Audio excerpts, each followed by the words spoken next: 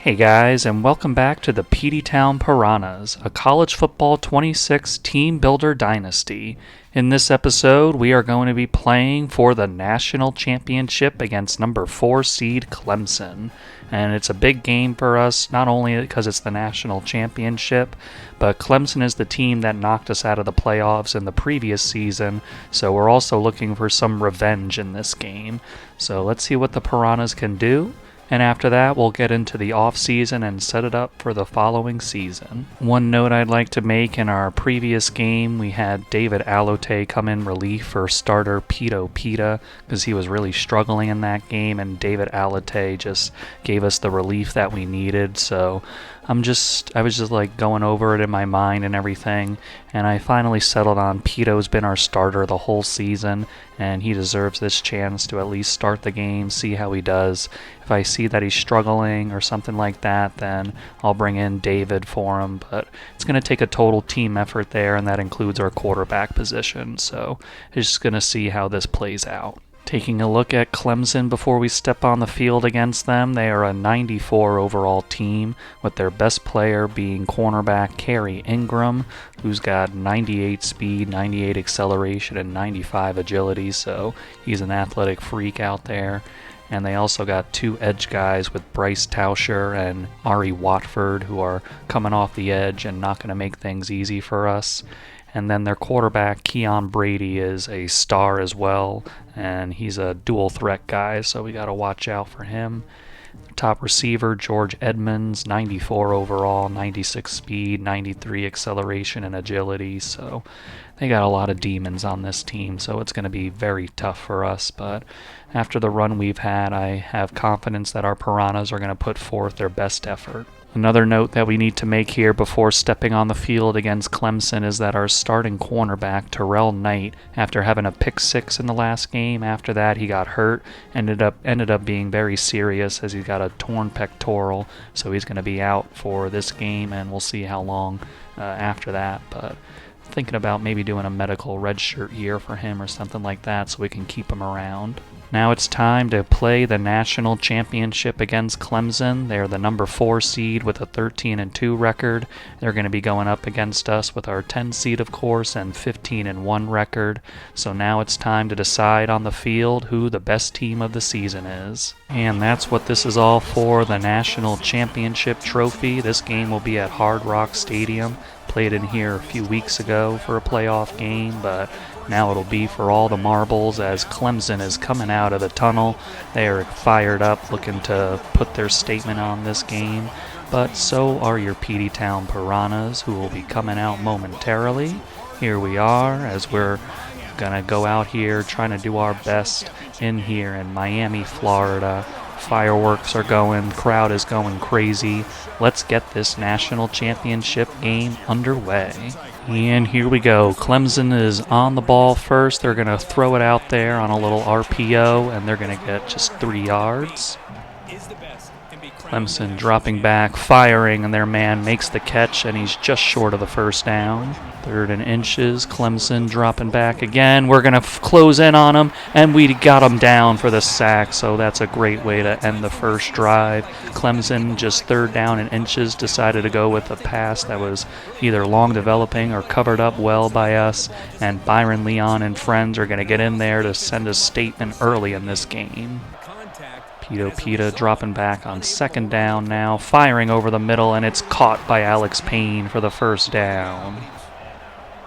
Play action, Peteytown, this is where he had some trouble in the last game, and he's going to have trouble again here on the interception, and Clemson has got it in our territory. Very unfortunate result there for the Piranhas, and the defense is on a really important drive here, and they're going to fit it in between our zones for the first down. And they're going to get the pass completion out there quickly. Clemson over the middle is going to get the completion and just enough for the first down. Here's a read option. Their quarterback is getting by us, and we're going to push him forward for the first down. And the quick completion, they're trying to juke for some extra yards. 2nd and goal from the 2-yard line now for the Tigers. They're going to go with a play action, and we're going to crunch him down, and he's got to throw it at their feet. Third down and goal from the 2-yard line. Clemson threatening here. They're going to hand it off. It's to the outside, and we got a crowd there to bring him down. They're going to have to go with the field goal here, and they are going to put it up, and it's straight through, so Clemson is going to take the early 3-0 lead. Offense quickly on 3rd down and 6 now from the 26-yard line. Peto is dropping back, firing, and it's going to be short of the sticks.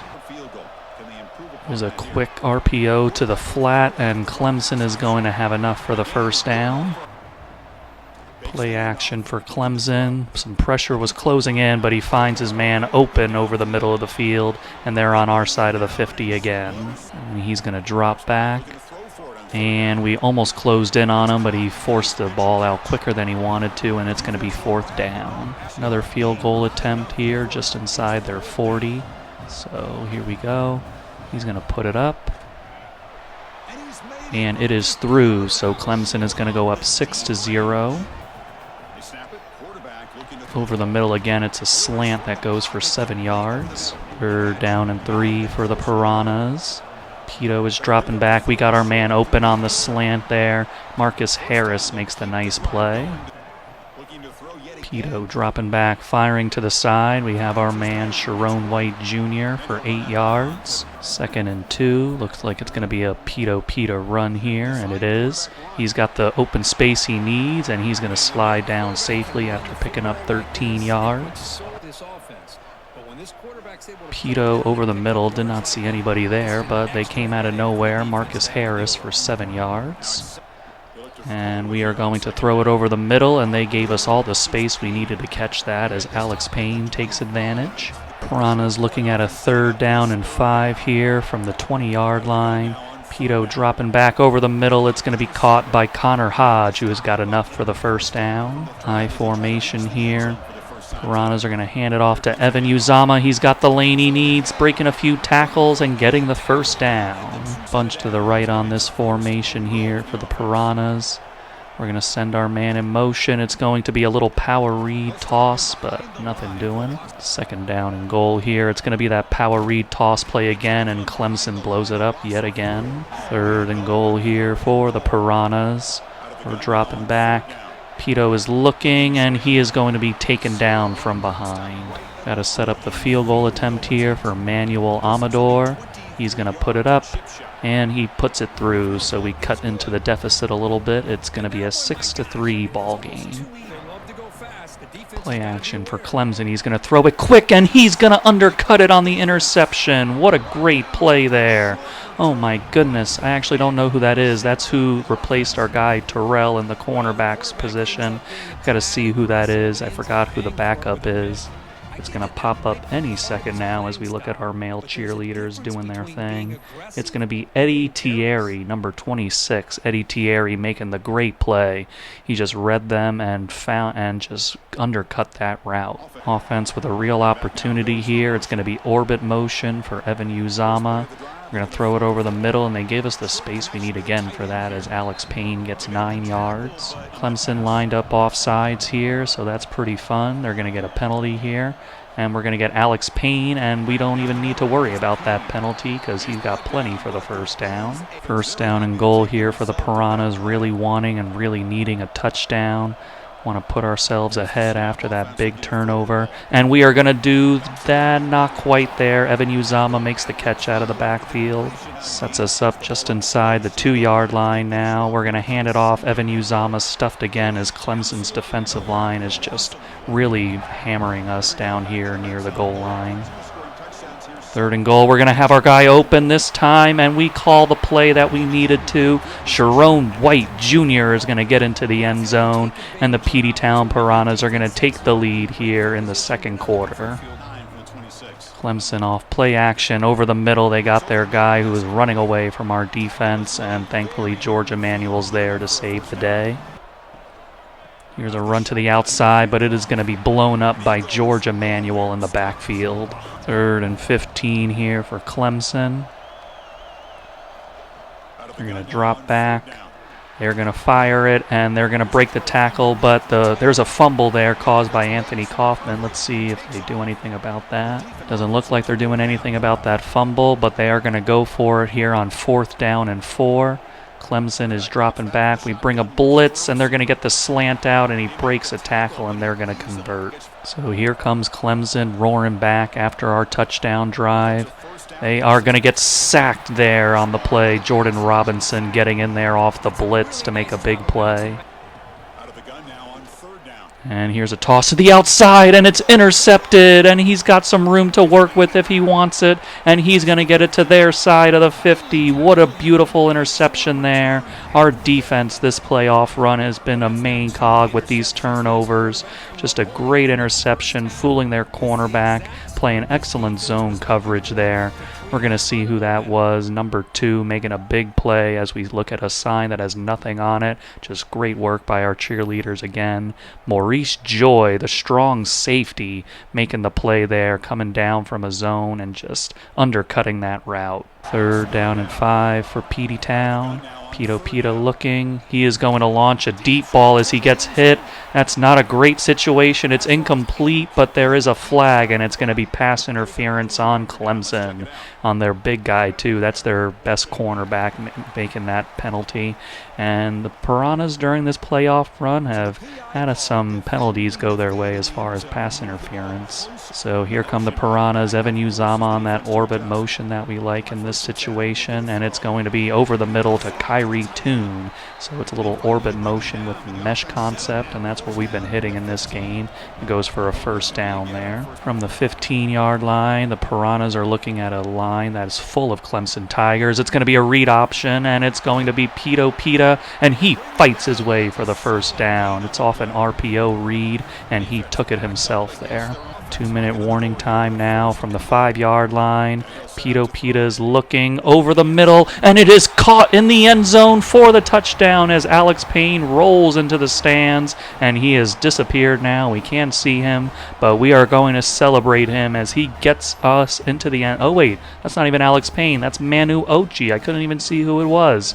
He disappeared into the stands. I didn't even know who that was, but Manu Ochi makes the big play to put us up 17-6. Under 2 minutes left now. Clemson needing to put something on the board before the end of the half, and it's going to be a catch there on a contested ball. On 1st and 10 here, looking to throw the ball. Their quarterback throwing it deep, and their man is going to catch it as he beat our defensive backs and got behind them there, and that's going to be a big play for Clemson. Keon Brady's got them outside of the red zone now, and he's going to throw a strike, and it is caught by their man. Our defensive back was all over him, but he still made the tough catch. Brady looking, he's firing, and their man makes a diving catch on that play. What an incredible effort by him, and Clemson is going to claw their way back to make it a 17. Let's see if they go for 2, maybe 17, 13, or 14, depending on what they do here. So Clemson took their field goal, so it's a 17, or extra point, so it's a 17-13 ball game. Peta is dropping back, firing a ball deep, and their defensive back makes an absolutely sensational play on that interception. I'm not really going to blame Pito on that one. That was just a sensational play by their defensive back. Dropping back again, it's going to be a short pass, and they get around our defense for the 1st down. Play action over the middle, their man is open, and he's tackled by Anthony Kaufman. From the 24-yard line, Clemson's looking to add some more points, maybe even take the lead on this drive. Going with play action over the middle, and that is intercepted by Jordan Robinson. So the interceptions are coming aplenty for both of these quarterbacks right now. That's going to be the 3rd one of the game for the Peteytown Piranhas, and we are going to take over and take away an opportunity for Clemson to get closer or take the lead on that drive. After that interception by Jordan Robinson, our offense just let the time run out, and we're going to start the second half on offense here. Peta throwing it to Evan Uzama for 7 yards. 3rd down and 3 for the Piranhas, bunch to the left, and we're going to toss it out short to Alex Payne, and he does not have enough for the 1st down. Here's Clemson doing a little play action to start their drive, and they're going to get the 1st down. Bringing a heavy blitz, and they're just going to run around it, and they're going to get big yards, running past our guys now, and he's finally down. From the 24-yard line, it's 3rd down and 6 for Clemson. Keon Brady is going to take this. He's going to go with a screen. They absolutely flatten our defense out there. He's got plenty of room to get the 1st down. 3rd down and 8 for Clemson. They're going to try a screen over there to their receiver, but we're all over it. It's going to be about a 27-yard kick for Clemson. They're going to put this one up, and it goes through the upright, so they inch a little bit closer, but we still got a lead. It's 17-16. Peteytown looking for something, and he's just going to back right into a sack there from the defensive tackle, and that's going to put us behind the sticks on this drive. Off the RPO, Evan Uzama's blown up by that guy again. 3rd down and 21 for the Peteytown Piranhas. Bunch to the right here. We're going to send our man in motion. Peto is looking for something, and he is going to go down on the sack. A little bubble screen off an RPO, and that's going to be enough for the 1st down. And they're going to set up another screen. It's well blocked again. Their guy has enough space, and he's going to get past the sticks again. 3rd down and 4, just outside the 10-yard line here for Clemson. They're going to go with a pass. Keon Brady looking, and their man is wide open, and he's going to get him into the end zone. Peto over the middle to Manu Ochi, and he's going to get enough for the 1st down. 3rd down and 4 for the Piranhas. Pita is going to send Manu Ochi in motion, and he's looking for something over the middle. It's going to be caught nicely by Marcus Harris, just enough for the 1st down. Peto dropping back, finds our man Connor Hodge, and he reaches for it, and they give him the spot for the 1st down. 3rd down and 5 for the Piranhas from the 40-yard line. Peto is going to drop back. Looking, he's running, and they're going to take him down just before he gets there. 4th down and 1 for the Piranhas, bunch to the right. Our guy Alex Payne is in that bunch. We're looking, and he's going to find Connor Hodge, who has to reach back for it, but he secures it for the 1st down. Peto looking. He's firing, and it's going to be incomplete. What's the flag? It's going to be on Tavares Boykins. As we enter the 4th quarter, it's 3rd down and 18 for the Piranhas. We're going with an RPO, and he throws an interception. There's a flag on the play, and it's going to be on the Piranhas. An eligible man downfield, but Clemson just steps in front of that pass, and it's intercepted.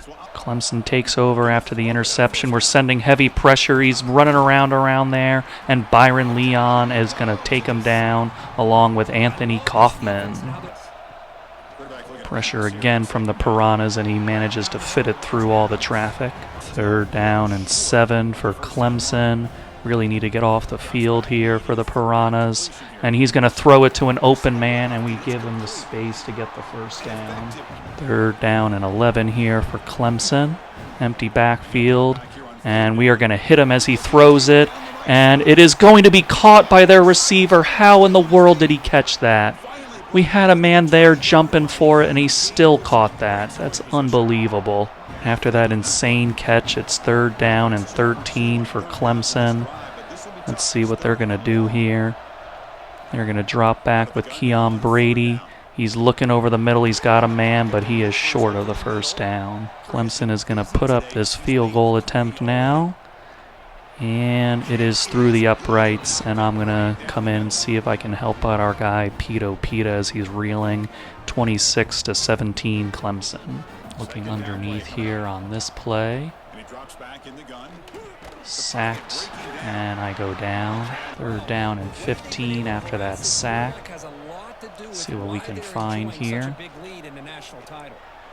And that's overthrown by Pita trying to hit Sharon White Jr. First play of the drive, they're going to throw the football. Oh my God, how did we not get that interception? We get it tipped right to us. How do we not catch that? They're going to go with a run. We send a blitz, but that doesn't matter, I guess, and they're going to get the 1st down. Get an RPO, and they're going to break our tackle to make it 3rd and 1. Over the middle, it's incomplete, and I'm going to force them to try for it on 4th down. And they're going to get it right to the end, right near the end zone. And their guy's going to cut back, and he's going to score the touchdown, and Clemson is going to go up a few scores now. David Alate is going to come out here now after the struggles from Peteytown. And we're going to see what we can get with him. Going to start with a nice under route by Marcus Harris, sending out Evan Uzama on the orbit motion. Going to hit him out of the backfield and get the 1st down. I hit the wrong button. And I threw another interception. And Clemson is going to get into the end zone for the touchdown. Well, let's just say it got much, much, much worse. Clemson is going to win the national championship. I don't know. I guess I suck at this game. They win 47-17 after I came in when we were down 26-17. Just gave up 21 points, couldn't do anything, just threw interceptions, pressing wrong buttons. That was embarrassing, and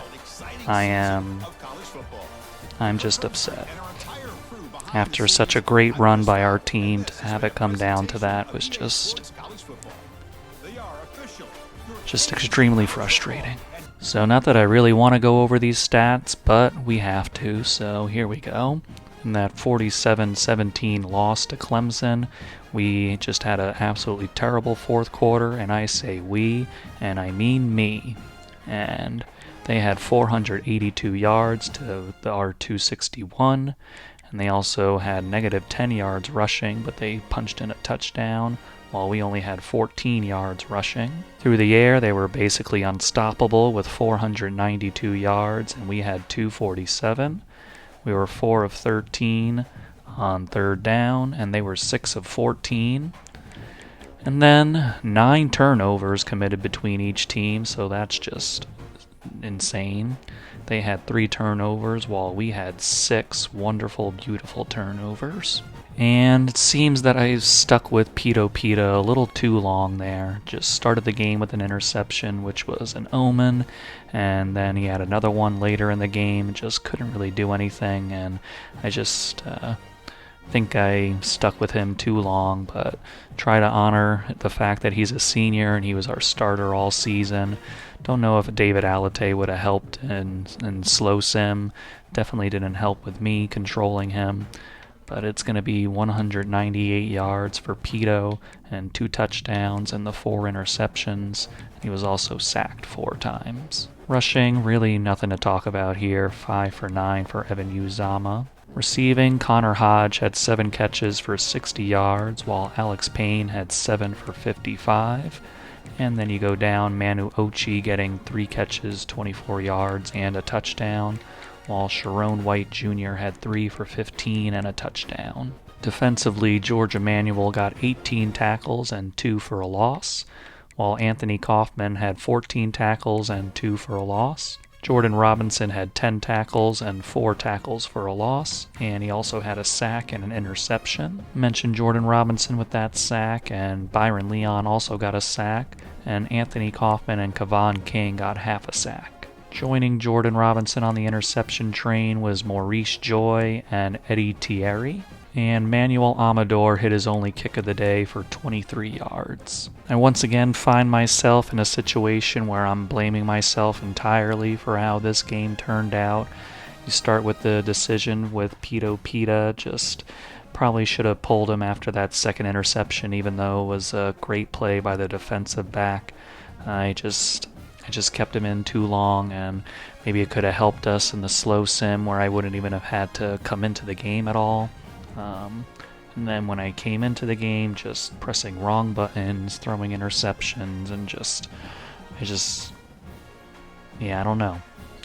Hoping for better in the future for the Peteytown Piranhas and for me trying to help them navigate different things as we try to eventually win one of these national championships. Now it's time to dive into the stats for these guys. Peta had 4,928 yards, 49 touchdowns, and of course those 22 interceptions.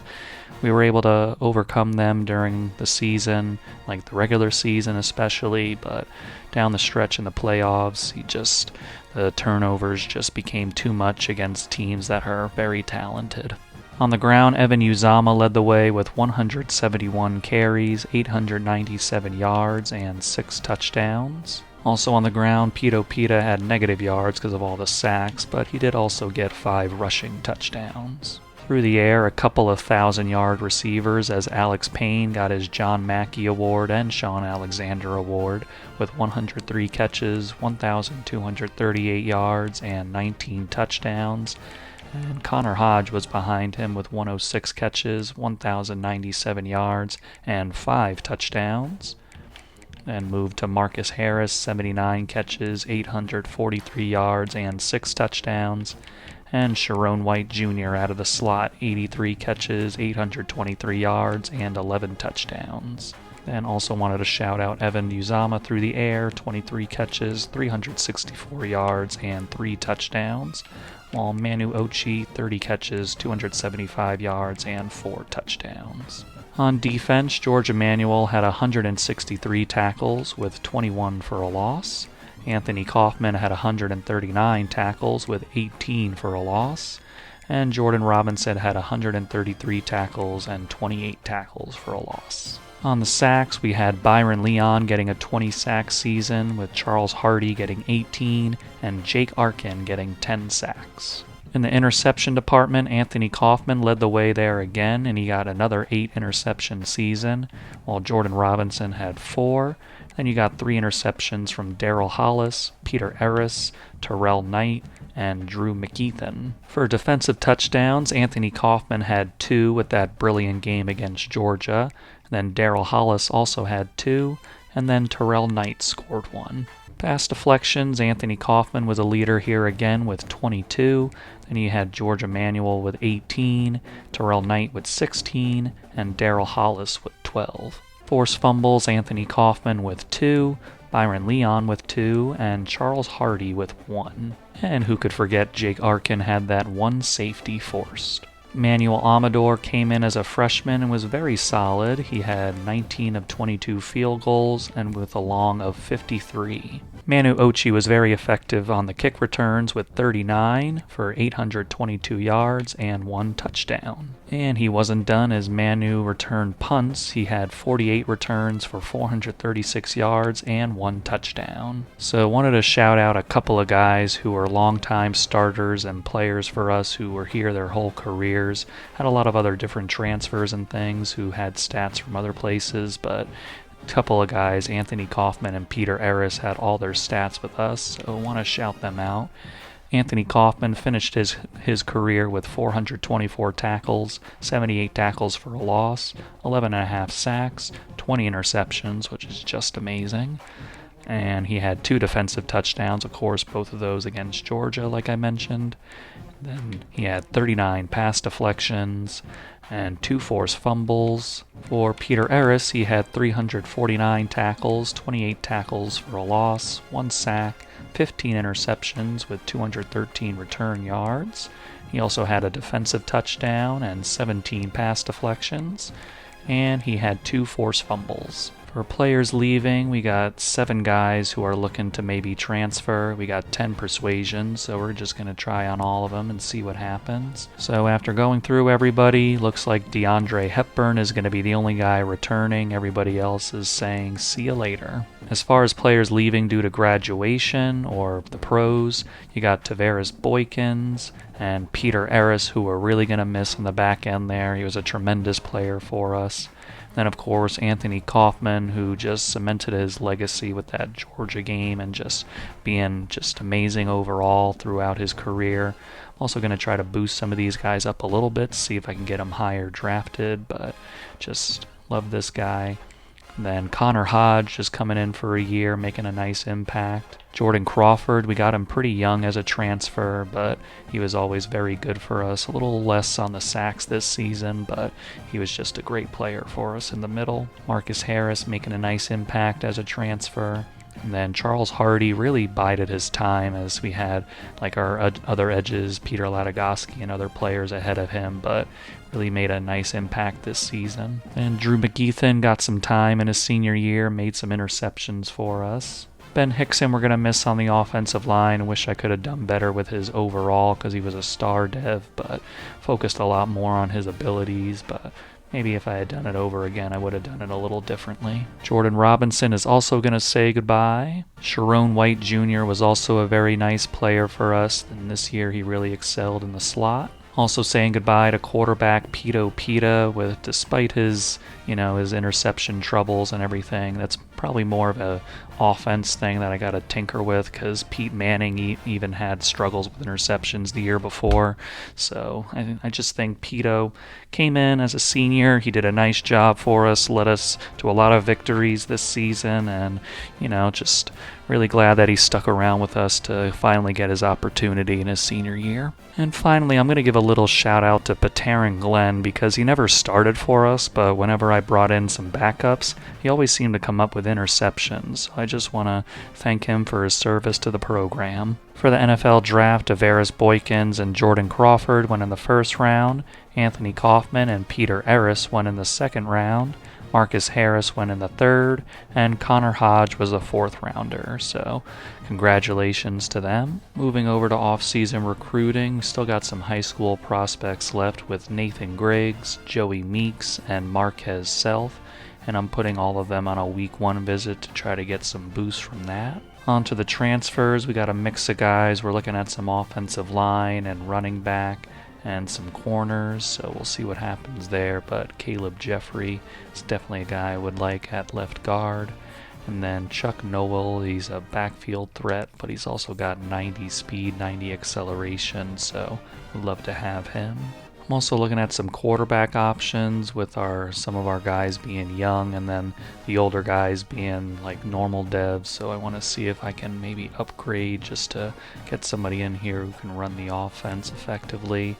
And I think I found Nate Myers, who's got really nice skills here, got nice throw power and speed, so I think he would add something to our offense. And speaking of those high schoolers, we got Nathan Griggs to join the Piranhas. And say hello to quarterback Joey Meeks. Advancing a bit into the transfers, we got Marquez Self in a recruiting battle with Arkansas right now, so that's just going to go down to the wire. Falling behind a little bit on Caleb Jeffrey to Oklahoma, but we got him on a week 4 visit, so if we can survive till then, we'll see what we can do with him. Chuck Noel is still on top, and we got him on a week 4 visit, but Florida State is breathing down our neck for him. As for Nate Myers, we did a double soft sell, and that got us a little boost, but now we know his hard sell, so we're going full bore on that. We also got him on a week 4 visit, and that's really stacking up now with other players on visits that week. And then another guy I found is this 3-star speedster wide receiver, Jeff Klutz, who's got 94 speed and 95 acceleration, so definitely want to add him to the roster. In the final week, Caleb Jeffrey, we're just behind Arkansas for him, so hopefully that week 4 boost will take effect. Marquez Self, we didn't lose any ground to Arkansas for him, so hopefully that means he's going to commit. Chuck Noel is also getting a week 4 boost, and we maintained our lead over Florida State. The big boost we really need is going to be for Nate Myers, as USC is just a little more ahead of us, but hopefully this week 4 visit will impact him big. And for Jeff Klutz, we're in clear first place, so even Miami's trying to poke their head in. Hopefully they don't put much of a fight up for him. And here we go. Here's who we're going to get. We did get Marquez Self, so very happy about that after such a long battle for him. We also got Chuck Noel, so just adding more depth to our halfback room. Devin Westfall will be joining the offensive line. We needed another center, so he fills in the depth chart there. And there's 3-star Jeff Klutz, so very excited to have his athleticism on display. And we did get 4-star QB Nate Myers, so that's going to be big for the program. Just needed somebody in there, and we'll see who, with training results between him and David Alote, who takes the biggest jump forward, but I'm probably going to go with Nate Myers. And here's cornerback Gio Arma to give us some more depth at corner. He's got good, probably best suited as a slot guy, but we'll see what happens there. Going into the last week, the only guy we lost out on was Caleb Jeffrey, and that's kind of big because we needed a guard, and he's a star dev, so that would have been helpful, but such is life. Now that we can see all these dev traits, we got great news with Nate Myers. He is a star dev quarterback, and he's already got some nice base stats. He'll be coming in as a junior, so it looks like Nate's going to be our starter. And you move down, Gio Arma is got star dev, and he's also going to come in as a junior. He's just got great zone coverage. We can work on his athleticism a little bit. And then it's very good that we got Marquez Self, because he's also a star dev coming out of high school. Quarterback Joey Meeks also comes in with impact, so him and our other quarterback, Bob Cook, are both impact, so at least we got something above normal going forward for the future. And that backfield threat, Chuck Noel, ended up being an impact, so we'll take it. And finally, Jeff Klutz is also impact, and he'll come in as a junior as well, so we can work with him a little bit more as well. Peteytown Piranhas kept their 3.5-star prestige, but we did win the conference championship again, so next season we're going to be skipping the Pac-12. I'm just not going to reflect what it's going to be in the future. I'm just keeping what it is right now, and we're going to jump them and go to the Big 12, which means the Piranhas will be a power school next season. For the first time in Peteytown Piranhas history, we are a top 10 recruiting class, coming in at number 7. We ended up with 3 5-stars, 11 4-stars, and 9 3-stars. And we know how good those guys are after going over all the dev traits. After his award-winning freshman season, Alex Payne has upgraded to a star dev. So as you can see, Nate Myers has become the best quarterback on our roster, and we did it by utilizing some points to his accuracies, really getting that up. And we also were able to get his on-time to bronze as well as his mobile deadeye. As we knew from last offseason, the thing keeping David Alote back is just that his accuracy and power was already capped, so I can only put some points into his IQ. For Chuck Noel, we got his elusiveness to its cap, so he's got 99 agility and change of direction, as well as a good juke move and spin move. And we were able to get his sidestep to gold. Here we have our best overall wide receiver. At 86 overall is Sam Miles, and we were able to work on his speed before this season, so it was already at 96 speed and 97 acceleration, so we maxed out his hands and route running, and that really boosted him up. And as far as abilities go, he already had gold takeoff, we just added bronze double dip.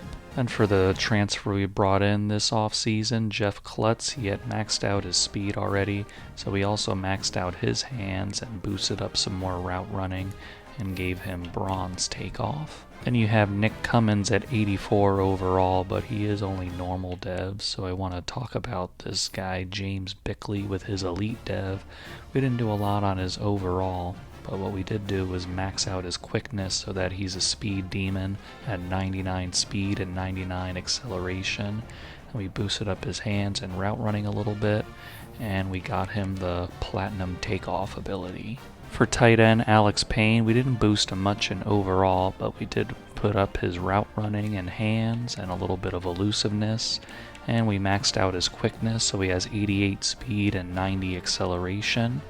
And then we have his sure hands up to bronze. Left guard Jake Westbrook is going to come into his senior season as an 89 overall after we maxed out his run blocking and pass blocking. And then his power is up all the way to the max, went a little bit into IQ, and then for his abilities, he's on gold inside shield. For Jake Arkin, his power moves are maxed out, and his run stopping is almost maxed out, And then we got his takedown ability to silver. For Byron Leon, he's up to an 87 overall after maxing out his finesse moves and boosting the run stopping. And then we got his takedown ability to silver as well. For Thomas Caver and his star dev, we were saving up points because we didn't want to go too much into it, so he ended up having 130 skill points to use. So with that, we maxed out his power moves, then we maxed out his quickness, and we also maxed out the run stopping. And then moving over to abilities, we also got him silver takedown, and we also went over his deal breaker, which is conference prestige, but with the move to the Big 12, that should even out hopefully. For elite dev Eric Gooden, we got him up to an 84 overall, and we boosted his quickness, so now he's blazing fast with 93 speed and 94 acceleration. Then we went down to his run stopping and gave that a nice little boost. And then his pass coverage, he's up to an 87 zone coverage. And then for abilities, we got him Gold Robber, so looking for him to be a nice replacement for Anthony Kaufman in the middle of our pass defense. So for Sean Leonhardt, I accidentally boosted him a little bit too much. As a freshman, he's up to 87 overall, but thankfully his deal breaker is proximity to home, which is A+, and that'll never change, so that helps a little bit. The main concern will just be keeping him out of the NFL. But as far as his abilities, we boosted up his quickness, so that's at 83 speed and 90 acceleration. And we got his run stopping up, so it's almost maxed out. And then for abilities, we got him bronze wrap up. Heading into his senior season, Daryl Hollis is an 87 overall. He already maxed out his man coverage, so we went down to zone coverage, and his quickness was also maxed out, so we decided to give him 84 catching. And for his abilities, that catching was able to give him a gold house call. For Gio Arma, the transfer cornerback, we got him to 87 overall, and we maxed out his man coverage and zone coverage, and with his skill caps, it wasn't very hard to max those out. And his quickness has been capped at 88 speed and 88 acceleration, so we went down to his run stopping to try to help him in the slot, where he probably will be as a boundary corner. Zach McGarrigle took a big leap forward as he was in the 70s, but he's up to an 86 overall now thanks to his elite dev, and he's also a sophomore, so we have to be careful with him as well as far as the pros are concerned. But for him, we got his man coverage up, then we did a little bit of zone, and then we got his quickness to 95 speed and 93 acceleration. Then we worked on his hands a little bit, looking to get him that house call ability down the road. And then speaking of those abilities, we got his blanket coverage up to gold. For George Emmanuel, we could have boosted him quite a bit more, but we only did to 86 because I don't want him to go to the NFL, and being a junior, he just got one more year with us, so you can see we got 20 skill points left, but I'm going to save those for next offseason. But we did give him a little boost to his zone coverage, so that's at an 89 now. And then we focused a lot on his abilities, so he has Platinum House Call and Platinum Robber. And then you'll see Maurice Joy also at an 86 overall with his elite development. We did that by boosting up his IQ and his pass coverage, so he's got 86 zone and 88 man coverage. It's nice for the hybrid archetype where you have both coverages in the same thing. And then we maxed out his quickness, so he's at 93 speed and 95 acceleration. And then we got him bronze knockout. The last thing to do in the off-season before next season begins is to put us in the Big 12 Conference after winning the American Conference. So your Peteytown Piranhas have finally joined a power conference. So that'll do it for year 5 of the Peteytown Piranhas. We finished this season 15-2, and that national championship game will really haunt me with how that went down, but I just can't stress enough how proud I am of the team for battling and being a Cinderella team through that playoff run and just taking down SEC teams and showing the college football world that we belong in the power conferences. So can't wait to see what the Big 12 has in store for us next season. I'll see you guys in the next video.